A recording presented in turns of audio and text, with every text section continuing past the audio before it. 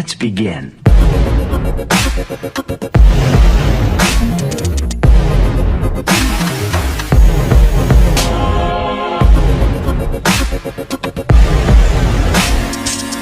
Hi everyone, I am 𝗫𝗶𝗟𝗏 from 𝗫𝗵.